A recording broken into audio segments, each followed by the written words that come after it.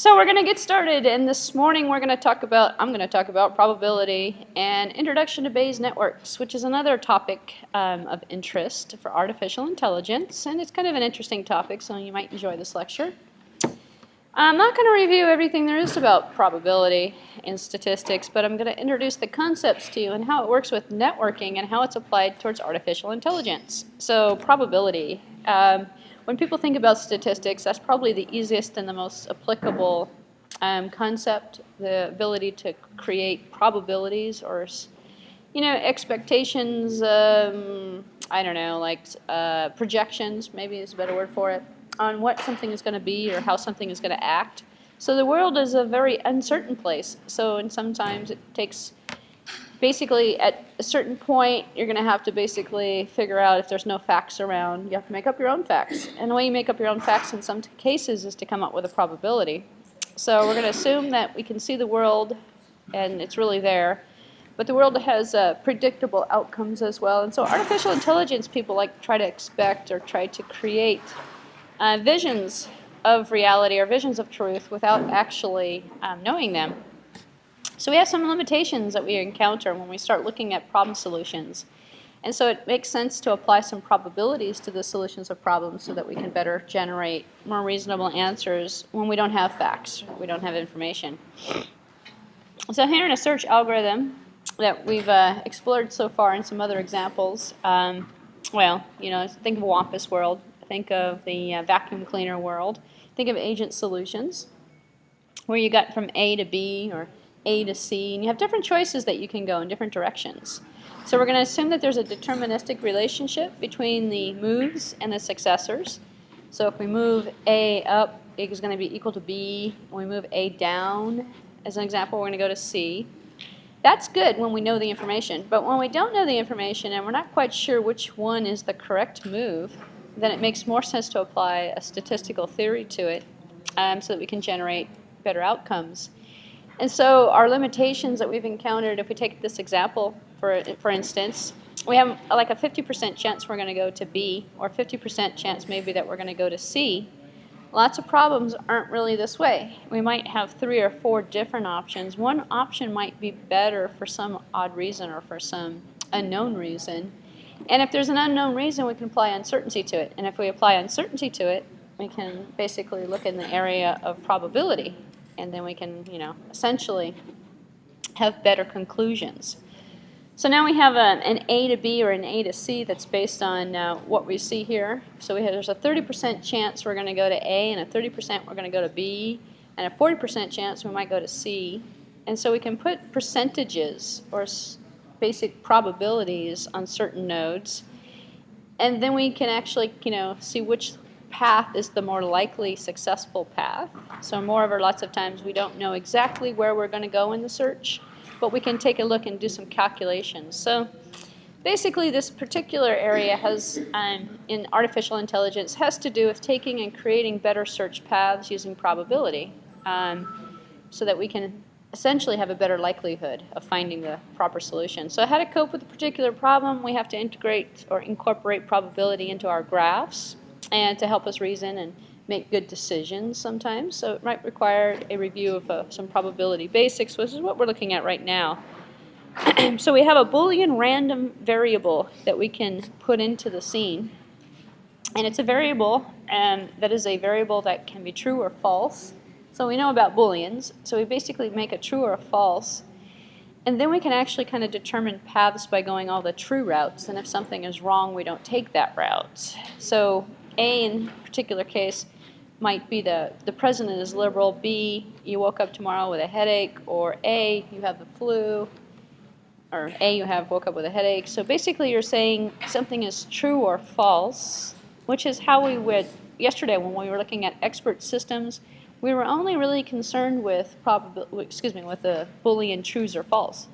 So when you design an expert system, you go, if this is true, if this is true, if this is true, and you're looking for the false, and the Boolean character, the Boolean value, determines the flow that you're going through the problem solution, which differentiates a lot of expert systems with network systems. So in a traditional network system, you're looking for connections between point A and point B. On a Bayes or a statistically or a probability kind of network, we're looking at likelihood. We have the connections, but we want to know, well, which one is more likely to exist, or which one is has a better percentage of goodness, or whatever it happens to be that we're measuring. So if we visualize the solution, so we visualize the probability of A, and our probabilities here in this particular example are listed here. We can say, well, A could be this, A could be this, or A could be this. So the probability, so we can call the probability of A as the fraction of possible worlds in which A might be true. And then you can visualize it and put it out into a graph, and then you can actually see, well, if I took 100% and I divided it out over 3 options, am I going to divide it evenly? Am I going to put more weight on one option versus another option? And so we can better predict which path is the more likely to lead us to the better solution.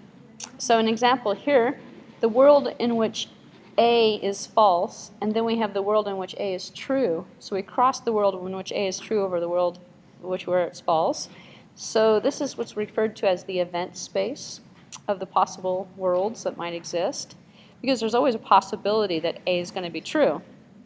So this area is 1 as an example, or is one example of a world space. And so the area here, this reddish oval, is the small portion of A that could possibly be true. So what we're trying to do is put a put a marking on it, or put an indication, so that we can use that information to make a better informed search, a search for a better answer. So the axioms of probability exist, in which 0 is less than or equal to the probability, which is less than or equal to 1, and P is true, which would be equal to 1, and P being false, which would be equal, the probability of it being A being false is also equal to 0.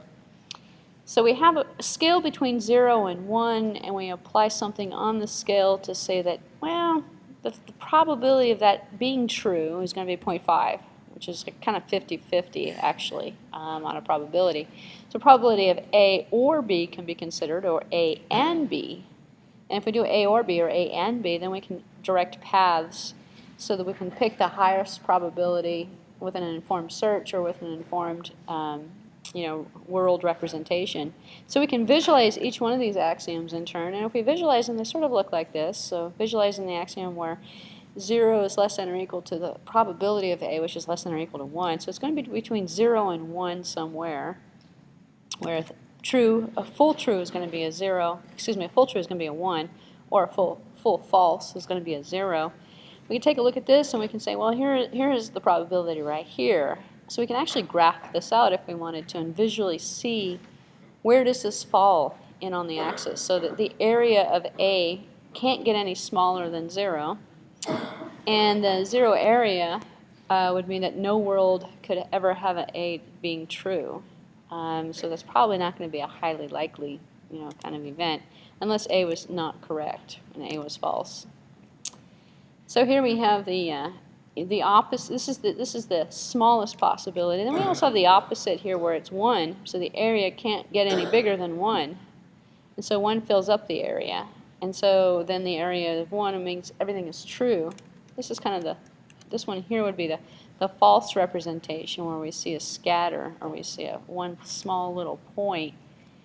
So we can use this to visually kind of predict the possibility of our hypothesis actually being correct. So we can use a forward or backward chaining kind of technique with non-true false, with, well, it's kind of true, or nah, it's kind of false kind of reasoning, which is a completely different theory than expert systems. Expert systems, it's true or it's false. There's no probability in there usually, but we can add probability as a concept if we wanted to. But your traditional style expert system isn't really taking, or may not necessarily take, statistics into consideration. It's dealing with the concepts of there being an exact 0 or 1.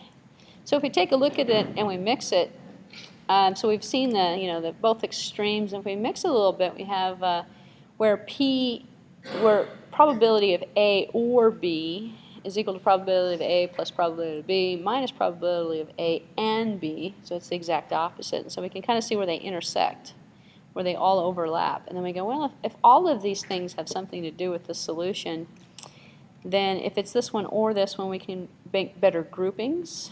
so that we can reduce down the search space. So the world space gets smaller because we don't consider things that aren't in the intersection of all of these different A's and B's and C's and stuff. And here's the exact opposite of the intersections where they don't collide. So we're looking at here the A or the B. So simple addition and subtraction can kind of give us the cross, or it can give us the groupings. So here's A or B, where A plus B and A, minus probability of A and B. So if we add one or the other in and get rid of the cross between both of them together, we get the outside. We get the opposite. So this is A or B, and this is A and B, which means this area in the middle here is what we're really concerned with if we want to get the intersection of all of it. And if we want that, then we can know we have positively hit on something.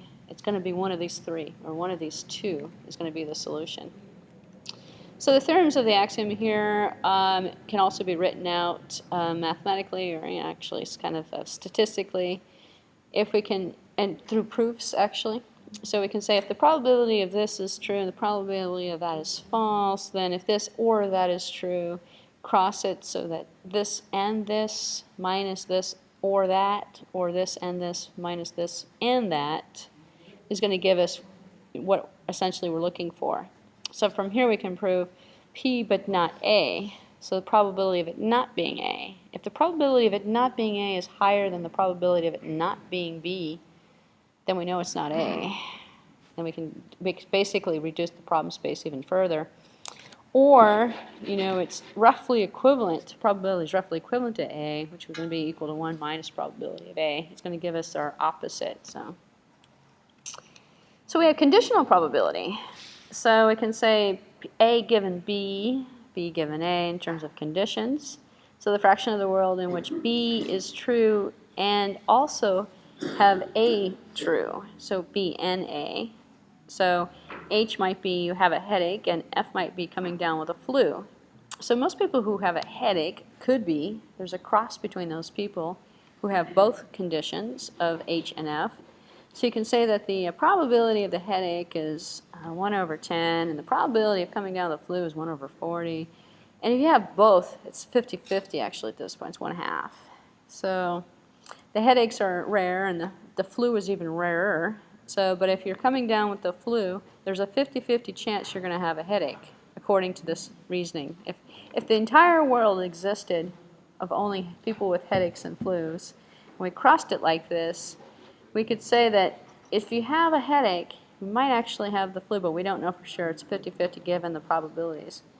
So we cross the probabilities, we come out with the results, and then we can use that information to get the cross-section of different groups. So this is actually pretty good with data mining. It's really good with networks, which is what we're going to apply it to in a few minutes here. And not necessarily the true-false that's associated with an expert system, but you can actually improve the quality of an expert system by applying this logic as well. So another example of conditional probability using the probability of the headache and the flu is the fraction of the flu-infected world in which you have a headache, which is going to be equal to the number of worlds with flu and headache divided by the number of worlds with just the flu, which is basically how you're going to get out, a regular old percentage. What percentage of the population has both versus just one?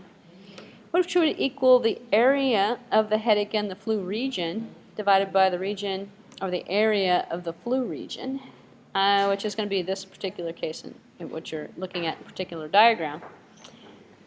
So going through the same statistics again, you can show the conditional probability to visually sometimes, but also statistically, give you the answers to likelihoods or coincidences that might occur when you don't know, when there is no direct answer to it.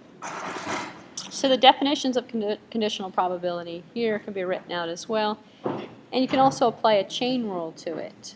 When you start applying a chain rule to it, then you can deduce different probabilities from existing probabilities, given different likelihoods of certain events occurring, which is how they can predict some things like, for example, if we have a shift in weather, and we have precipitation, and we have this, and we have that, In fact, they always give it to you in a percentage. It says, 20%, 30% out of 100, which means on a scale, and you add that with another quality that leads to rain, maybe humidity or something, then you can pretty much predict what's going to happen using the probability of known statistics in terms of those ratios.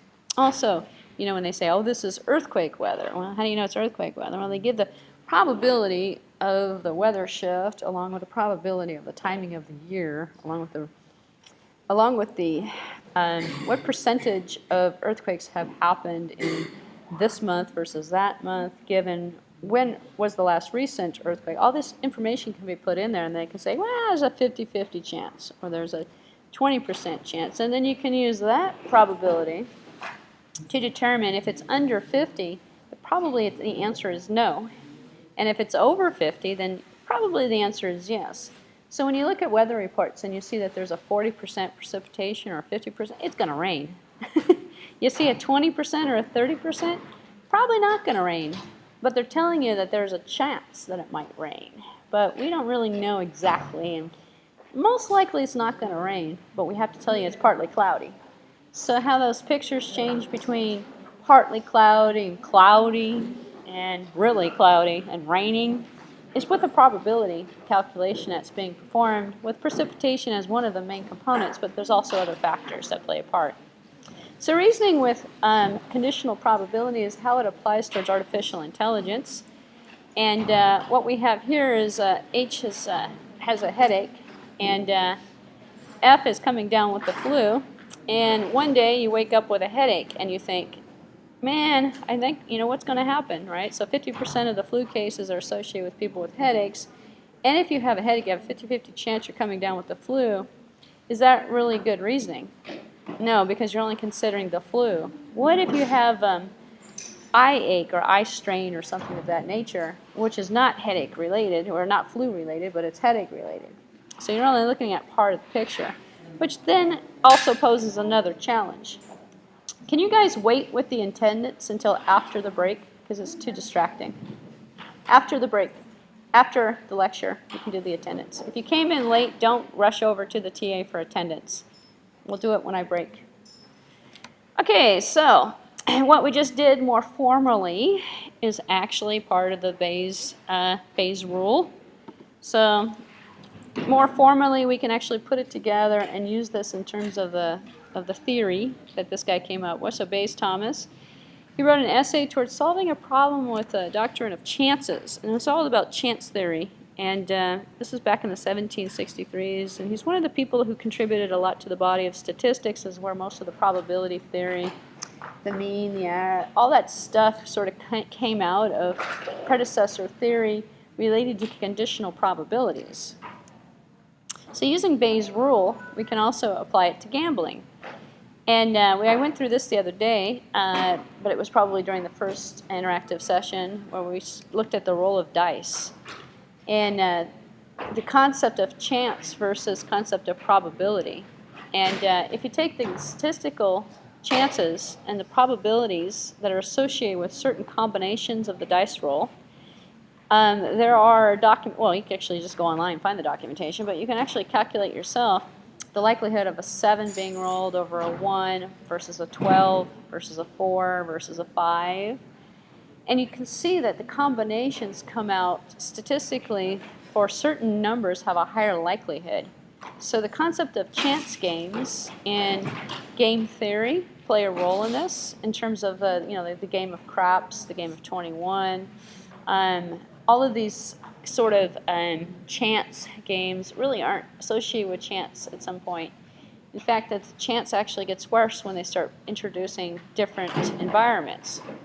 So the environment that is associated with a card game would be the deck. And so if they put in 3 or 4 decks, well, your environment makes it statistically off, so you can't calculate. Or if, for example, they keep changing the dice, or changing the player who's rolling the dice, or changing some pattern in the existence of something that's a factor of the environment, then you're making it less likely that you're going to be able to predict, which makes it more of a chance game. So anyway, they refer to most of these dice games as chance, but statistically they're not. There's a way that those dice are going to roll. There's a way that those cards are going to come out. So that's why people get arrested for card counting, and people get arrested for, putting in fake dice that only roll a certain way or that are weighted a certain way. So you can use Bayes' rules to gamble. Here's a kind of an example as well. So the win envelope has $1 and four beads in it, and the lose envelope has 3 beads and no money. So you want to pick the right envelope. You put an envelope in 2 different hands. Actually, that's kind of funny because if you have 2 hands, play as kids, you put a penny in one of the, or a quarter or something like that, and you turn the hands upside down. Hey, pick an arm, pick an arm. Well, you got a 50-50 chance. Most people learn that when they're a kid.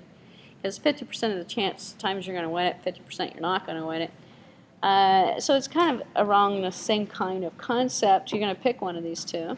So a trivial question might be someone picks an envelope at random and then asks you to bet as to whether or not it's holding the dollar, and what are your odds? So you'd actually have to calculate that out. You have to go, well, not a trivial question might be someone lets you take the beads out of one of the envelopes before you bet. So you have 3 of them in here and there's no money, and you have 4 of them in here and you do have money. Well, if you pull the beads out, you know if you've got money or not. So you can leverage your bet with the information that you've received so far. So if it's black, then you have, then what are your odds? If it's red, then what are your odds? If you pull out for example, you can take 1 bead out. I'm going to change this scenario a little bit here. If you can pull a bead out, and there's more black beads than there are red beads, because there are actually. There's only 3 red beads and there's 4 black beads total. So if you pulled a random, you had these 2 envelopes, and you're trying to guess which one has the money in it, and you're allowed to pull information out of the envelopes, and you pull a black bead out of one envelope. There's a chance that you probably have the one without the money, actually, because you got a higher likelihood chance of pulling a red one out if you've got the one with the money, because there's 2 red beads in there. So if you pull the red bead out, I'd be more likely to think, statistically, I have the envelope with the money in it, because I pulled that red bead out. But your odds are still pretty low. If you pulled 2 beads out, and those 2 beads were both red, you won, because you got the envelope with the 2 red beads in it. So you can solve AI problems using this same theory. You can actually create games that are kind of going off of the same type of logic. What does this involve? Well, figuring out the probability statistically with the information that you have, and taking that information and using it to make a better decision. As an example, if I walk outside and I see clouds in the sky, I'm probably going to think it's going to rain. But if I don't see the clouds, which is kind of tricky, but you look at the weather report, and the weather report says it's going to rain, but you don't see clouds in there, then your likelihood, your percent of confidence of taking the umbrella is a little bit lower, which is kind of the same concept with the beads and the colors. So if it's black, what are your odds? If it's red, what are your odds? Well, you can calculate that out. Actually, you can do a joint distribution kind of table here as well. So you have the probabilities, and this is a kind of an example of a probability distribution that you could put together, where you have the Boolean variables A, B, and C as an example, and this is a different scenario. So a joint distribution records the probabilities that multiple variables will hold particular values, and then they are represented much like truth tables. So truth tables come into theory here. So A is 0, B is 0, C is 0, then the probability is going to be 30%. If A is 0, B is 0, and 1, C is 1, then you're looking at 0.05. So you're going down a little bit further. So the population, so they are populated using expert knowledge, or by using axioms of probability, or by actual data that can be populated. So also noting that the sum of the probabilities must be equal to 1. If the sum's not equal to 1, you're going to end up with a imbalanced scale, because at the end of the day, something's going to not influence correctly at the right percentage. So all of the probabilities should equal to 1 in order to satisfy the axioms of probability. So all of these numbers in here, all of the overlaps should be equal to 1 at the end of the day. If it's not, you're definitely not balanced. So you can take the combination of A, B, and C in this particular case and figure out that you have a 30%, given the information, actually. But it doesn't actually calculate. According to the slide, the slide's actually not showing that. So you can also use the joint. So you can use the joint distributions, and then you can use the tables to kind of figure out, well, if you have this joint distribution, you can ask the probability of any of the logical expressions involving any of your attributes. So if you take, going back to the weather example, all of the different factors and you add it up, you can mathematically calculate the probability of it raining by the number that you're coming out with. That's equal to the sum of all of the sub-probabilities that you're going to add up with the cross groups.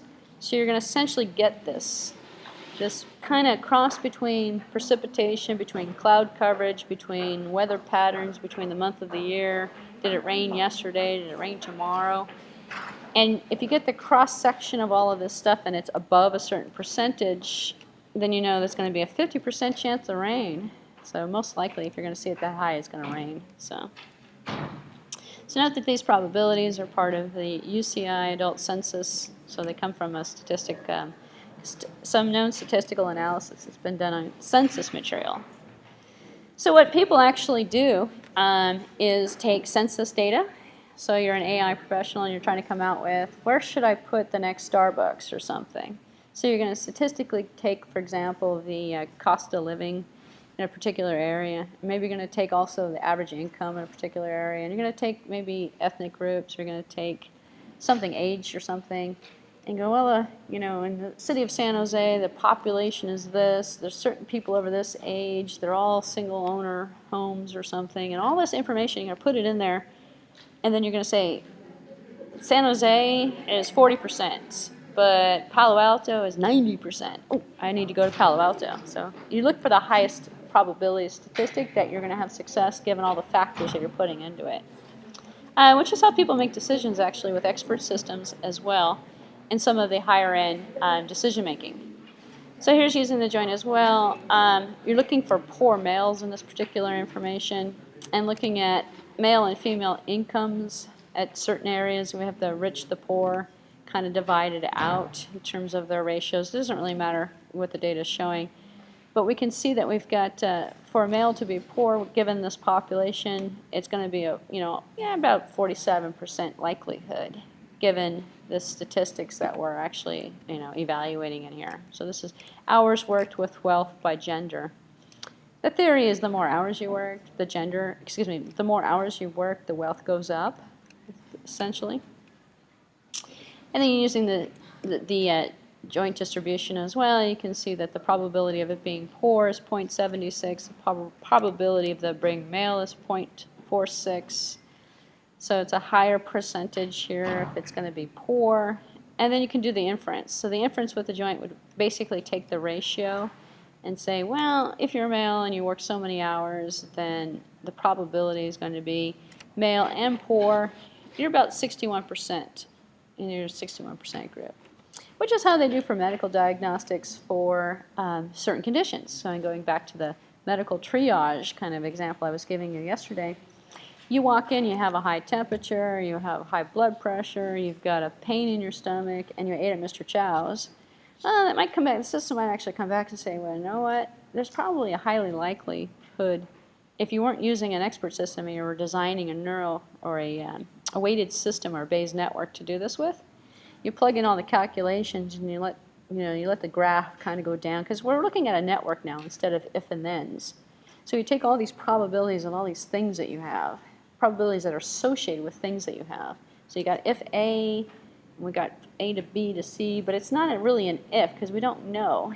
You say, well, that's why you get the scale. So on a scale of 1 to 10, how hard is, how painful does your stomach hurt? And it's you give it a 6. Well, most likely that's going to be associated with a statistic of a percentage of pain versus, and how likelihood is your arm going to hurt? Nothing. No, nothing. 0. My arm doesn't hurt. So then you can kind of statistically calculate out areas, body areas, and also pain levels and intensities and stuff. So where we are, we have been looking at inferences so far in some of the inference engines of expert systems yesterday.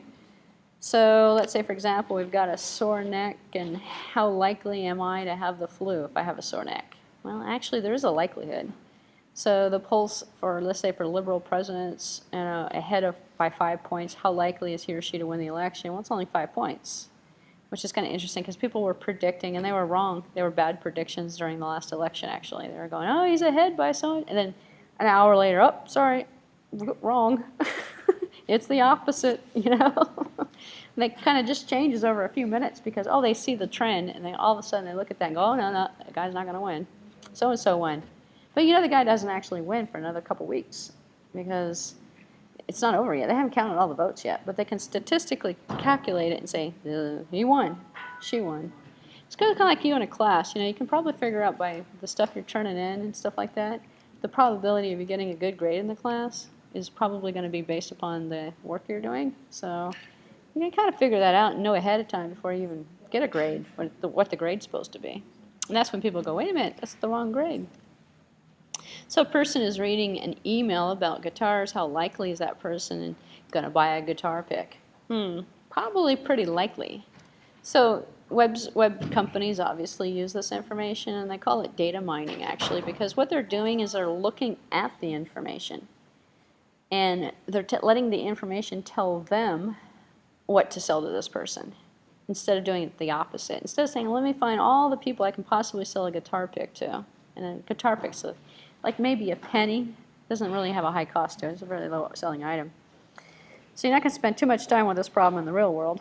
But if you wanted to find, let's say I want to sell these people color TVs. Well, who are the people that are watching the game? So, or who are the people that watch sports events? Or who are the people that buy tickets for something?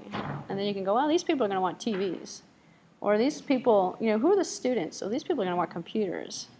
So you can kind of use the demographic of the information and what it's telling you to figure out the probability that this person or this group is likely to purchase something. So then they take the cross sections and then they can figure out, well, what color should we make the item? Well, because these people are conservative and they live in the state of California and they like to buy expensive cars and it's really hot in California, so let's sell them all gray cars, which is actually going on. I mean, it has been going on for years.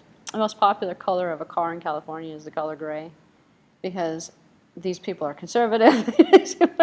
And long story short, gray is a very popular color for everything, which is kind of interesting because Apple makes the gray, you know, the kind of gray color computer. Well, they're more conservative, they're business-like, they're not fun, versus the white. But you know, you can make it fun by putting a cover on it. But you know, long story short, people make decisions on patterns, decisions based on patterns and probabilities.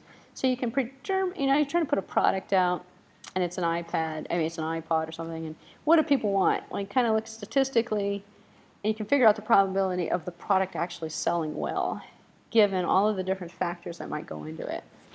You know, like you have earthquakes, right? And let's say, for example, tons of earthquakes and it's been raining. Well, most likely you're probably going to want to sell umbrellas. You know, you're probably going to want to sell water because people are going to want to, you know, earthquakes. Oh no, they're going to have, you know, one of those disaster preparedness kits and flashlights and batteries and all this stuff. So you can kind of predict, you know. It's kind of like the no-brainer. It's the holiday season, so what do? You stock up on everything because people are going to come in buying crap, you know, because it's the holiday season. So. Anyway, so this is a big deal, as inference is it's the core of a lot of industries, which is why I'm spending some time kind of just making note of this. So predicting polls, stock market, optimizing ad placements, can potentially earn money, hopefully. Also predicting flu outbreaks, moreover, you know, helping the world, because after all, money is not everything, hopefully. So. But statistics, actually, this kind of area of Bayes networks is used every single company wants to make money normally, so they're going to want something.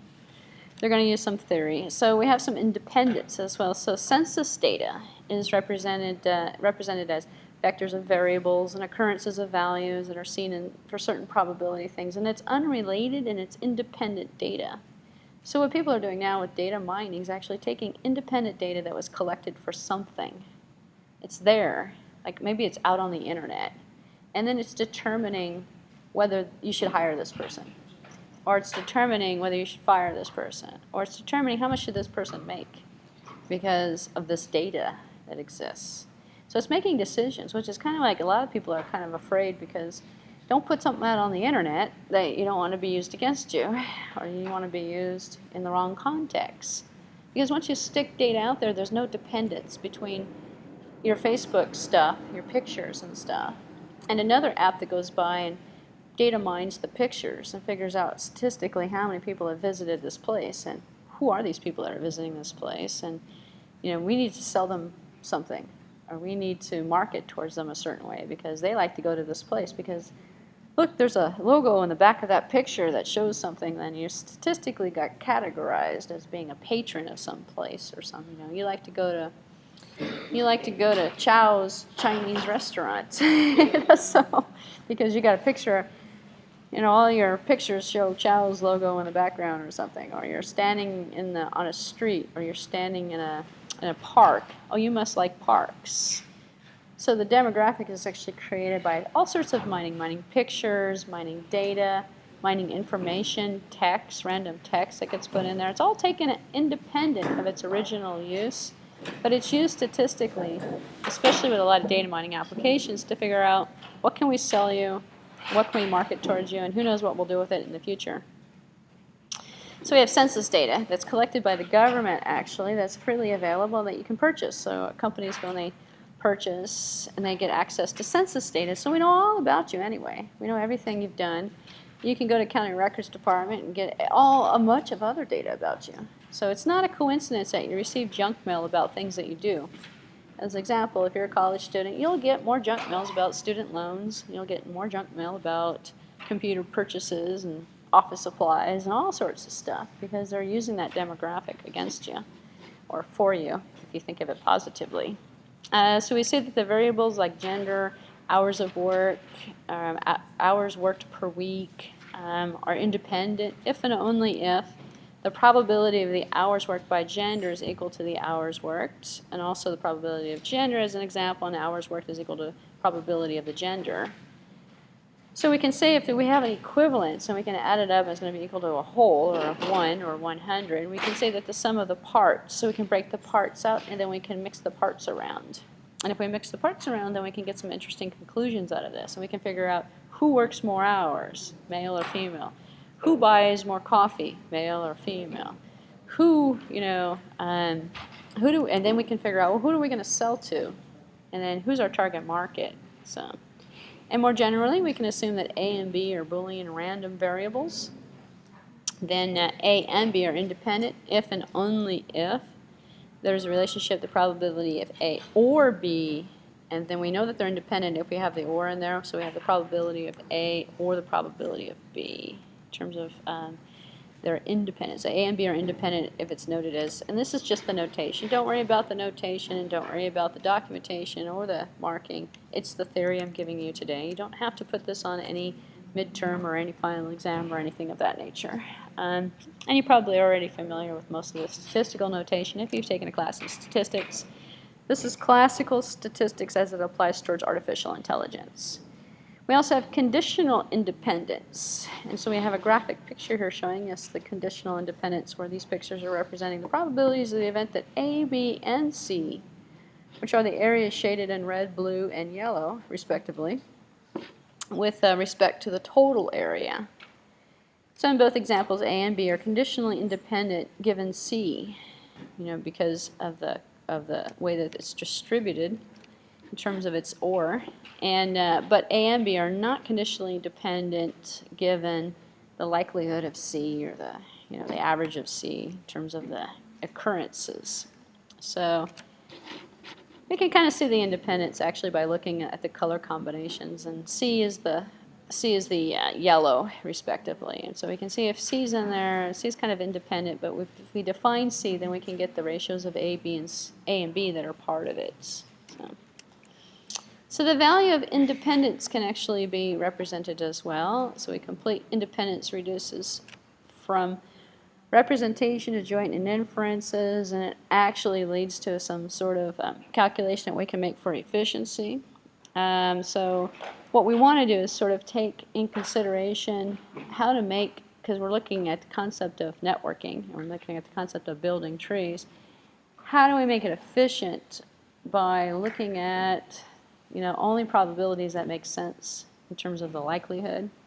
So unfortunately, and it can be time consuming actually if you're going to calculate all of it and do all of the inferences. So complete mutual independence is very rare actually with a lot of statistics. So most realistic domains do not exhibit this property. As an example, the independence of people buying particular brands of coffee. We're not going to have a case in which only males buy Peet's coffee and only females buy Starbucks coffee or something, or vice versa. That independence isn't going to exist probably. And only certain products and certain services are going to be used by, let's say, if we're taking the two genders as the two statistical groups, we're not going to get independence, and we're not going to get mutual, any mutual exclusion going on anywhere seriously unless we're looking at a very specific product. In that particular case, there's no artificial intelligence needed. We already know that. So something for, you can just think of products yourself, actually. So unfortunately, the complete mutual independence is very rare. So fortunately, most domains do exhibit a fair amount of conditional independence, so we can find connections between certain things, and we can exploit conditional independence for representation and inference as well. That would be, for the example, most people, if we were looking at the number of hours worked, most people who work more hours, that particular group is going to drink more coffee, probably, statistically. So the people that don't work, or the unemployed people, aren't going to drink as much coffee, statistically. It might be money related, might be unemployment related, it might be that they don't have to be awake 24 hours a day to work 24 hours a day or something of that nature. So that's what it's basically looking at in terms of the cross between the groups. So Bayes networks does this for us, which is why we're looking at statistics today. It exploits conditional independence.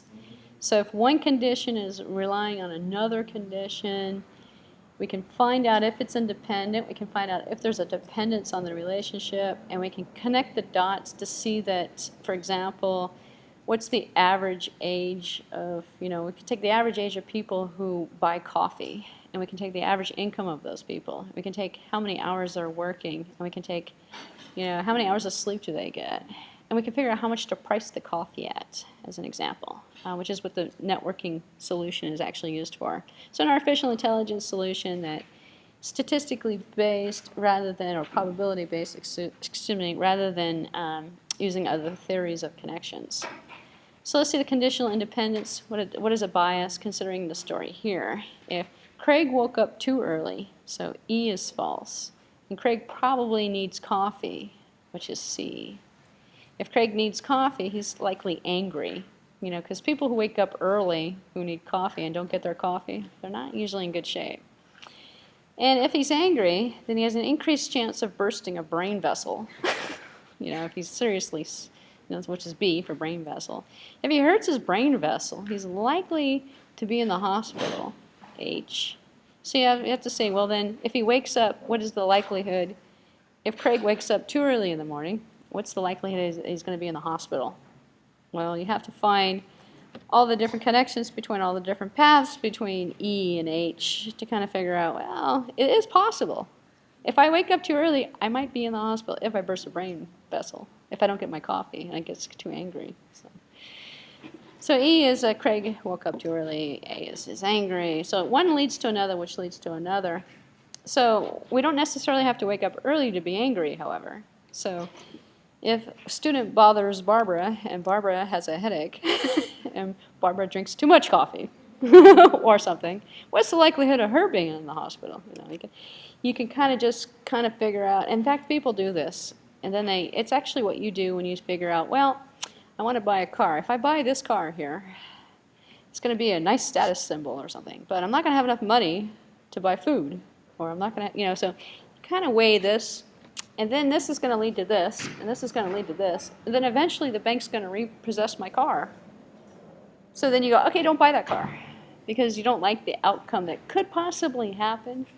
So Craig just should not wake up early because then he can avoid the likelihood of him being in the hospital by just not waking up early. And people use that theory, actually. In fact, a lot of students use that theory, well, American students, they go, well, I'm not going to go to college.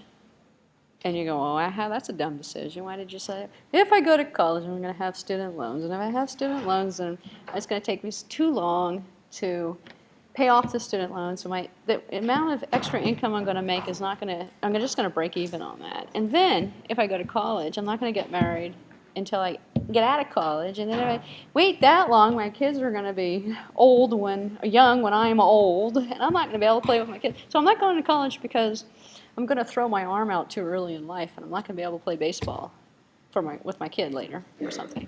And you're like, well, how did you deduce that? Well, they're probably using some sort of a scenario similar to Craig and his coffee to deduce this probability of this happening with the connections that are being made. So now what data mining does is it takes and creates artificial connections. So you can take all the data out there and put the connections together using a Bayes network or some similar approach. And then statistically figure out that everyone who lives in California, on average, spends more money on certain consumer goods, or has more disposable income or something, or does this or does that, or people like the color silver. Conservative people like the color silver, actually, which is true. And how you can say that? How can you say, well, because statistically, this, and this. So, which is why if you're going to make cars and sell them in California, a good percentage of them are going to be silver.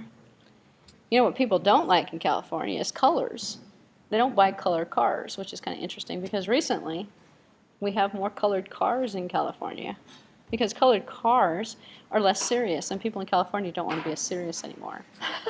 So, which statistically actually is kind of proven. So, and how do you find out all this stuff? You listen to like Channel 9, Discovery Channel and stuff, and they go through these things, they watch ants. There's a thing called ant theory, actually, where if for example, in this room right now, if someone were to collapse, fall down, statistically likelihood that person's probably going to die before he makes it to the hospital because this is ant theory. There's too many of us. None of us are going to come out and save that person or even offer to help. One of you guys is going to croak. You're just going to fall over, and everyone else is going to go ignore you and just like not. But if you were only 2 people in the room, and one person fell over, the higher likelihood that person is going to survive. The fewer number of people around, the higher likelihood that person is going to survive because the person is going to get help immediately. Because that one person in the room is going to feel obligated to help the person. So if you have a lot of people that like something, so you can take this whole theory and go towards the president, for example, in the election. If you get enough people to like them, all the people will like them because they'll go in a group. They won't stray from the group. So, but if only a couple people, they're oddballs. Everybody likes them, right? So everybody will vote the same way. And the numbers will go higher, which is what presidents do. They go around, everybody likes me, right? And they make everyone like them because the more people they can get, the more other people who are wishy-washy will go one direction. Oh, everyone's voting for him. Everyone's taking that route. I'm going to take that route too. And it's follower theory. So there's a ton of theories that go into play that people use for statistics to analyze human behavior. You can take that, and this is crossover where AI crosses over with psychology as well. Take that and apply it towards what product am I going to release next year, or how many of these products should I make, or given certain. Then you can pretty much use it for business, and you can use it for artificial intelligence purposes.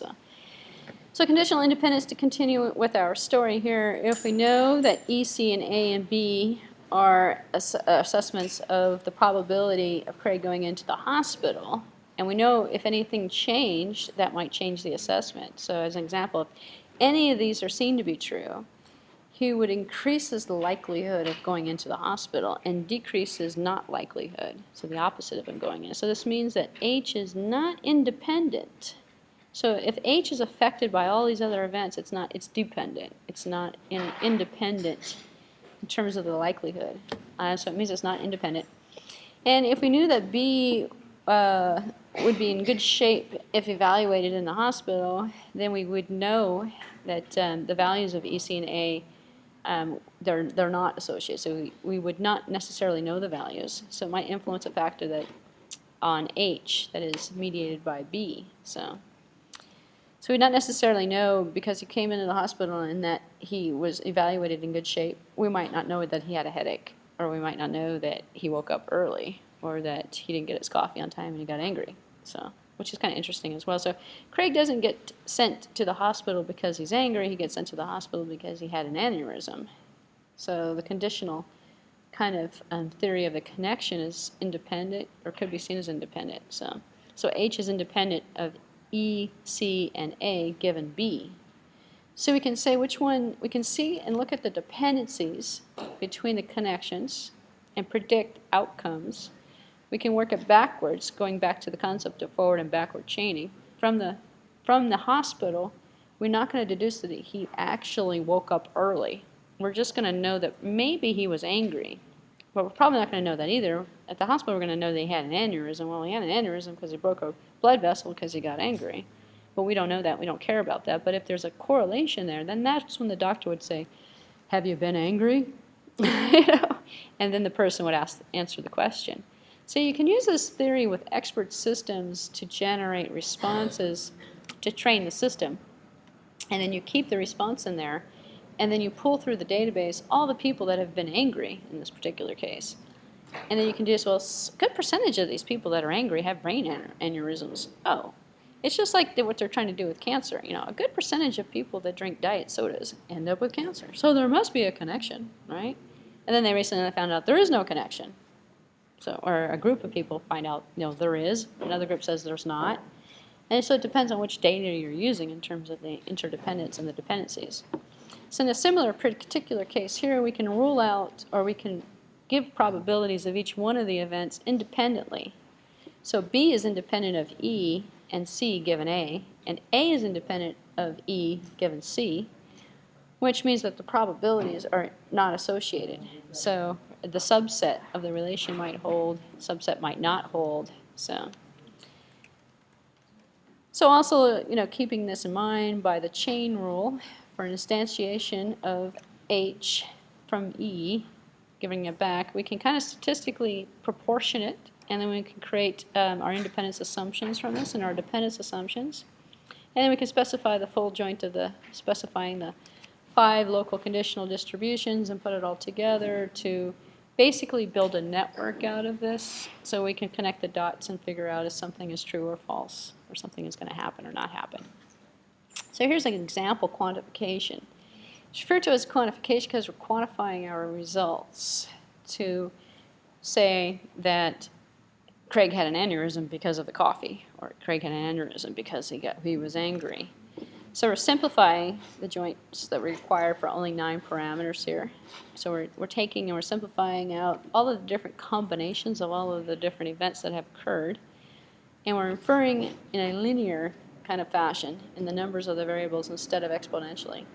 So we're just going in a straight line. So the inference is linear generally if it's dependent as a chain structure. So sometimes people actually, there's a slang word that came out of this chain rule, which is a chain reaction. It's kind of like the domino rule. You know, chain of events occur given one, you got another, you got another, you got another, and it creates a chain, which is kind of like where the theory, where that expression actually comes from, is from the Bayes chain rule, which basically creates a chain of reaction. So just because you failed this exam or something, you're going to fail school because of the chain reaction. Or you failed a class, so you're going to get kicked out of school, so you're going to go broke, and so you're going to rob a bank, and then you're going to be arrested and spend the rest of your life in prison. So that would be a chain reaction. So now if you go through the chain, theoretically, it might be true or it might be false given the series of events that occur. So if you go through and say, well, all right, so most people don't do this, but you pull up to a light that is yellow, not red, not green, but yellow. You have to decide, am I going to stop or am I going to go? If you went through the chain system, that might determine whether or not you're going to be able to walk again. Or that might determine whether or not you're going to die. Or that might determine, so you have to go through all of the different outcomes that might occur. Your biggest outcome is, am I going to be late for work? If you're late for work, then you're going to lose your job. If you lose your job, it doesn't outweigh. You say, well, okay, so if I'm late for work, I might lose my job. If I lose my job, then I don't know, I'm going to lose my house. If I lose my house, I'm going to lose my family. If I lose my family, I'm going to be thrown out, and then I'm going to die. And I'm going to eventually live on the street, and then I'm going to be homeless and all these other things. And you're weighing that out versus, okay, so if I wait, I may not lose my job. Or if I go through the thing, then if I don't wait, if I wait, I'm going to lose my job. If I go through the light and I get hit, I'm going to die instantly. Or I'm going to hit this kid who just ran out into the street with a ball, and I'm going to kill that person, and I'm going to end up having to go to court. And what I'm describing is a chain of reactions. You put together a Bayes network. You look at the outcome you want, and you can work it backwards, back from a backward chaining approach to the initial response, which is how people decide to go to college sometimes. Sometimes people don't even think about it. They just say, you're going to go to college. Okay. And then the kid doesn't know why until later on we go, that's why. Because you have a higher likelihood of getting to this point further down the chain of events at the very end, 20 years from now, 30 years from now. It's better looking than if you didn't go. So that's why people make decisions for career paths. I want to be a doctor. Well, you're not going to be a doctor if you study computer science. So you can kind of know you're going to probably be, I want to be a lawyer. Well, you're probably going to want to learn how to write first. So then you can kind of tell for career growth, you can do it this way. You can do it for, are we going to have an earthquake today? Is it going to rain today? Should I sell the stock? Should I buy the stock? All these decisions are sort of made through this inference engine that is done through a Bayes network, looking at statistical probability and connections and chain reactions that are going to occur from point A to point B. So these are terms that are specified here for local distributions. Don't worry about the statistical part. You don't have to do anything for any of the assignments or for any of the exams. And I'm not going to go through statistics in this class, but I want to talk about Bayes networks. Now that I just gave you the kind of layman's terms for it, kind of the brief overview of what it is, let's take a look at it from a graphical presentation and from a networking theory. So the structure we just described is the Bayes network. It's that connection. The BN or Bayes network is a graphical representation of the direct dependencies over a set of variables, according to this definition. You take that in consideration together with a set of conditional probability tables, quantifying the strengths of the influences, and then you can influence the decision given the strength of the outcome. Meaning, if you went and created a Bayes network for going through the red light, most likely the average person would stop, which is what you're supposed to do, because the risk is too high. If you go through that red light, or you go through a red light, or if you go through a yellow light, way too high of a risk. But if you saw the light turn yellow, you might go through the lights, because then your weights in terms of the probability of the conclusion actually existing, if the light just turns yellow, that piece of information is going to help you decide, I'm going to go through the light, because the chance of getting hit, not so high anymore. So it determines on what input you're looking at is going to influence the output. So Bayes networks generally, the ideas above here are interesting ways of leading to effective means of representation in inferencing under uncertainty.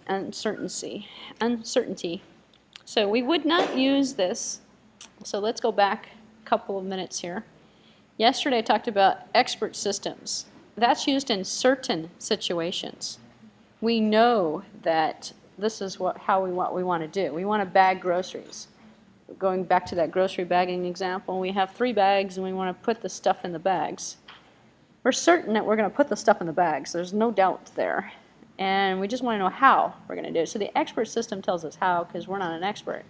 We don't know how to bag groceries, or we don't know how to build a PCB board, or we don't know how to, we're not a trained doctor, but we're helping people who come through a triage to get help to categorize them. So expert systems are used for categorizations, for automating tedious tasks that would take too long for a human to do, for helping untrained people become trained people. Expert systems are used in almost every business environment as part of someone's daily work task because it makes you more intelligent.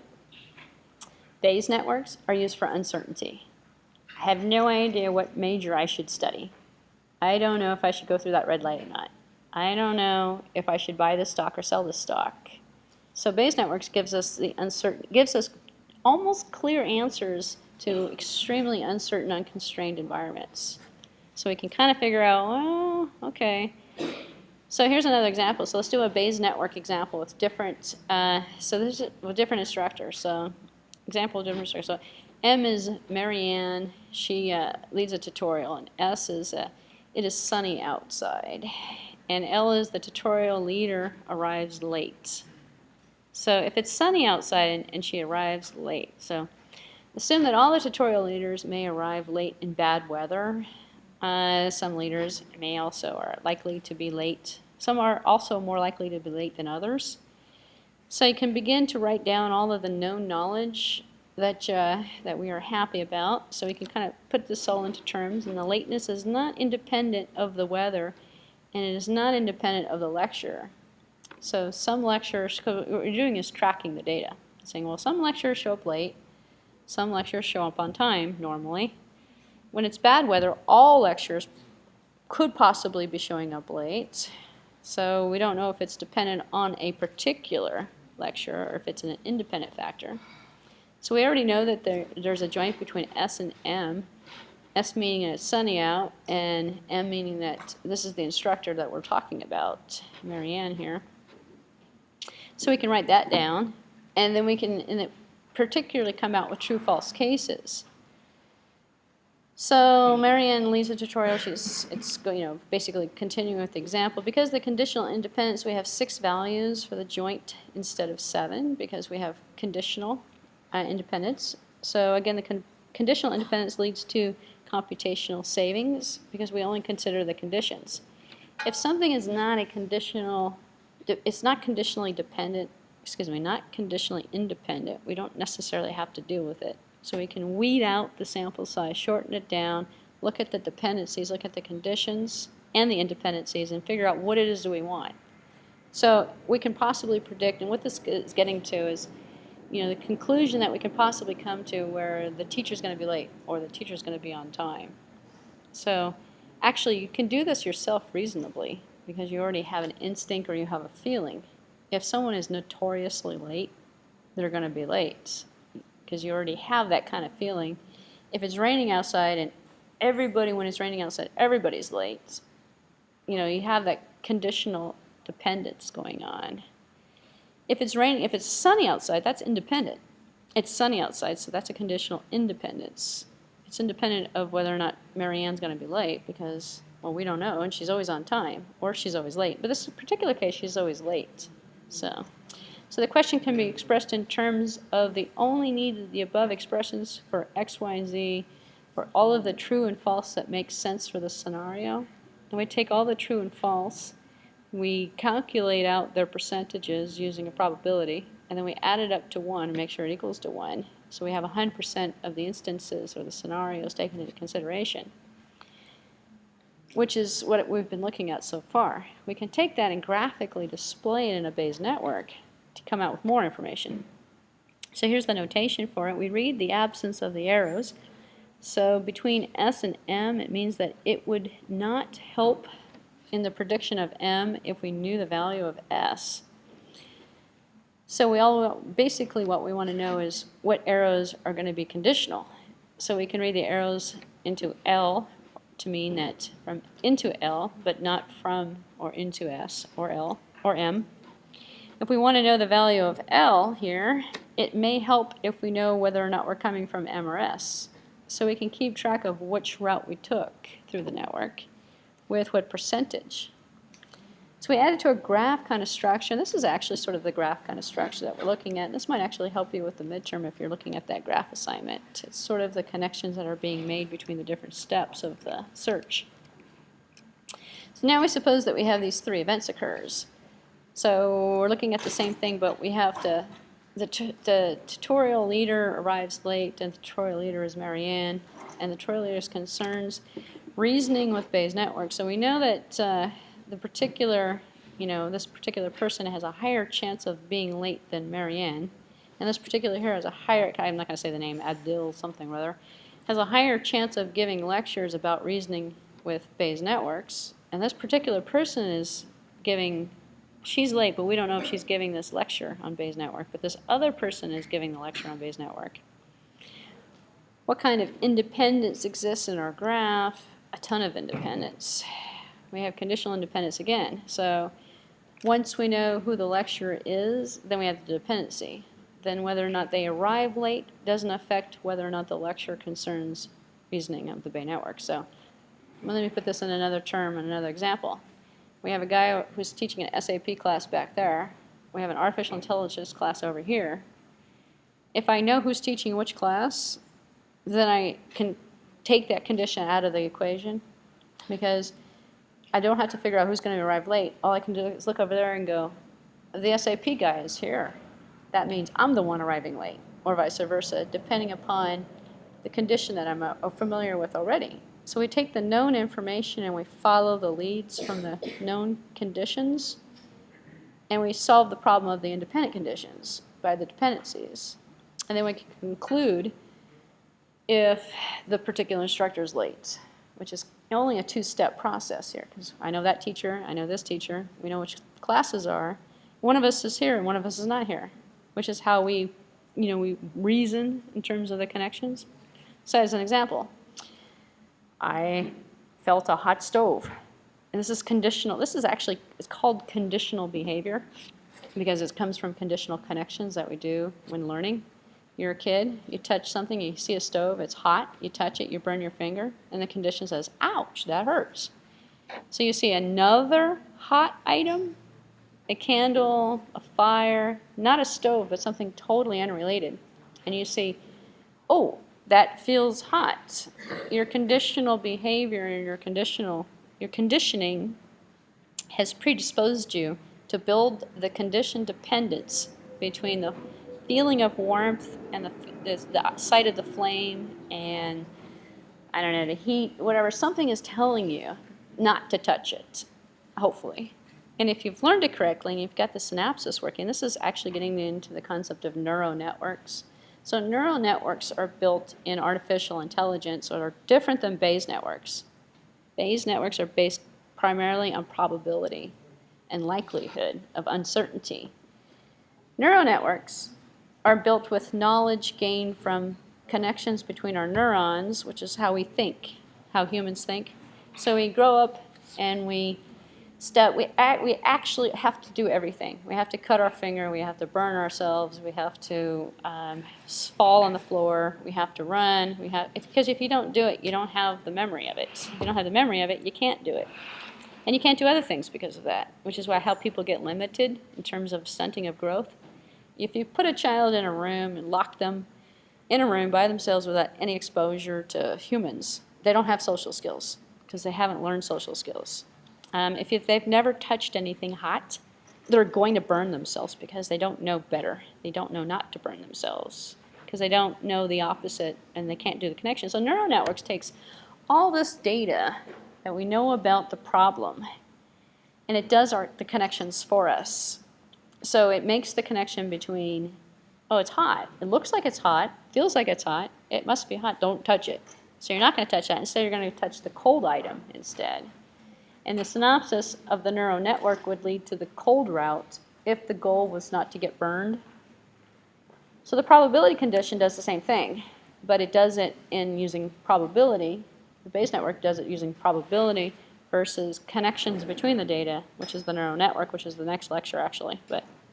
So on a conditional end, we can eliminate the independence and throw it out. Look at the dependencies or the conditions that are leading to the dependencies, establish the dependencies when they don't exist, create the chain of reaction, and arrive at a conclusion. And then we can determine whether or not something should be done or something should not be done. So once you know who the lecturer is, then whether or not they arrive late doesn't really matter because you know the lecturer, you know the subject matter, they can deduce that, solves the problem for you completely. You already know what instructor is going to be late. So you can represent it in this terms down here where R and L are conditionally independent given M.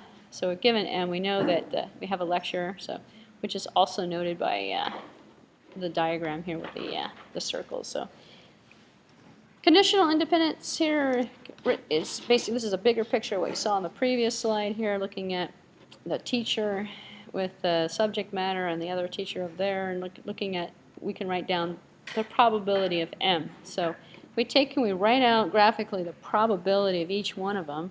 We connect the probabilities together because this probability might have a condition that is associated that creates a dependence on another probability. We graph it all out. We traverse the diagram, and we can follow the paths, and it's just about reading a diagram at this point, and then we get our conclusion. We get the information that we're looking for.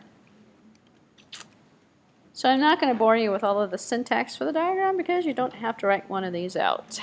If you wanted to, however, you could go through here and see how we're going to write out a Bayes network. And you can see it actually. You're going to write one similar to it actually in the midterm if you choose to complete that option. So if we assume we have 5 variables, and here's the problem solution actually, in which we have Miriam, who's leads a tutorial. The tutorial leader arrives late. The tutorial concerns with reasoning with Bayes. It's sunny out. The tutorial starts at 10:15. So we know all of the conditions, so we can represent them in terms of the probabilities of each one of the conditions. And then we can make a Bayes network out of it. And so we have all the nodes. So the idea is to connect the nodes together in a logical order. So step number 1 is add the variables. So we've got the variables. So we just choose the variables that we'd like to include in the network. Also keeping in mind we don't want to put irrelevant information in there. We don't have to put the data for the weather conditions over the last 2 weeks. We know it's sunny, so we can exclude out all the irrelevant information. We connect the dots. So we put the data out. Oops.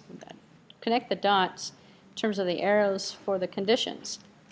So step 2 is add the links. So the link structures must be, well, we don't want to have cycles in here. We want to have to go down one to another, and we want it to read in a cyclic type fashion. So if node X is given parents Q1 and Q2 and Qn, then they're promising that any variable that's a non-descendant of X is conditionally independent of X in terms of the styling. And then we continue on with step number 3 to add the probability tables. So we come up with a probability table at each one of the nodes, so we can make a decision on each one of the nodes, as an example here, which way to go.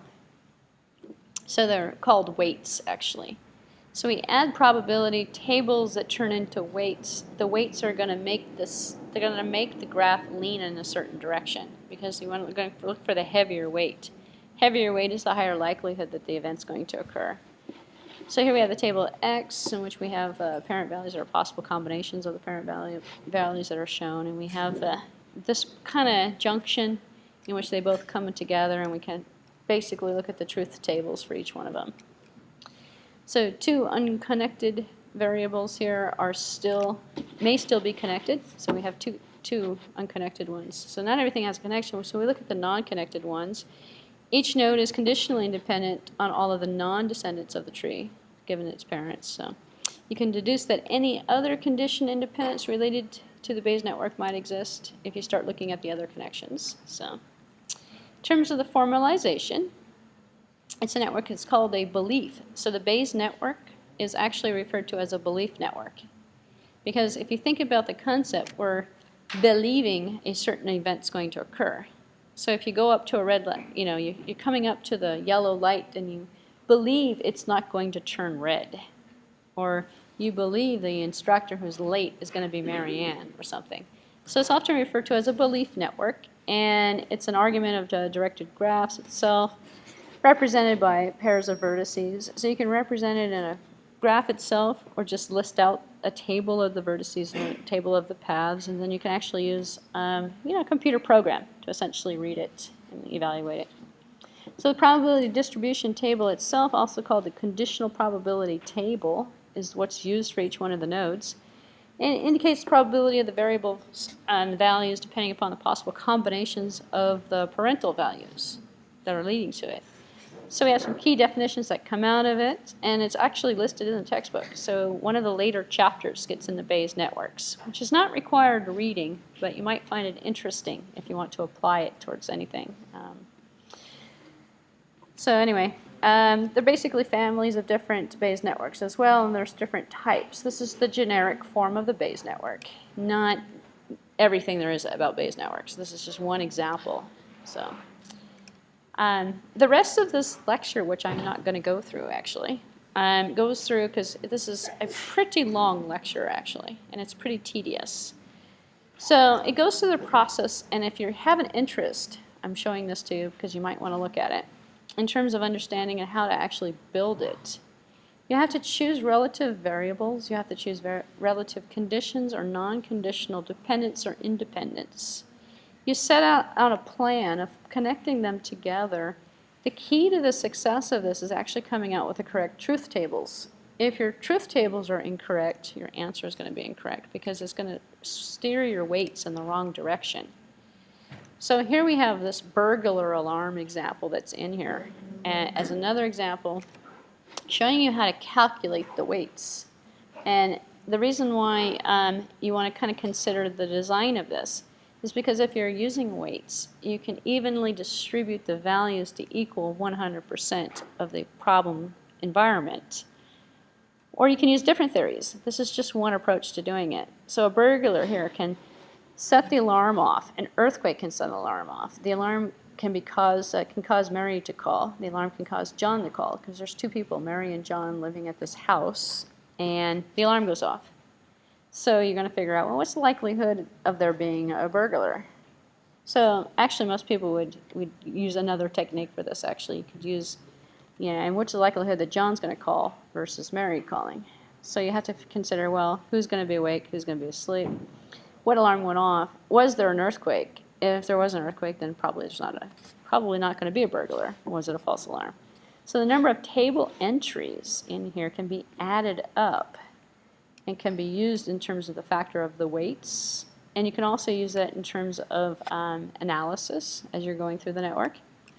Because the likelihood of there being an alarm is actually another factor as well. So suppose we choose the ordering here of Mary calls, John calls, and then we add Mary and John with the alarm, and we put the alarm factor in there, and then we add the burglar, the likelihood of there being a burglar versus an earthquake, and we're trying to figure out, well, what's the likelihood that not someone, but either John or Mary is going to call?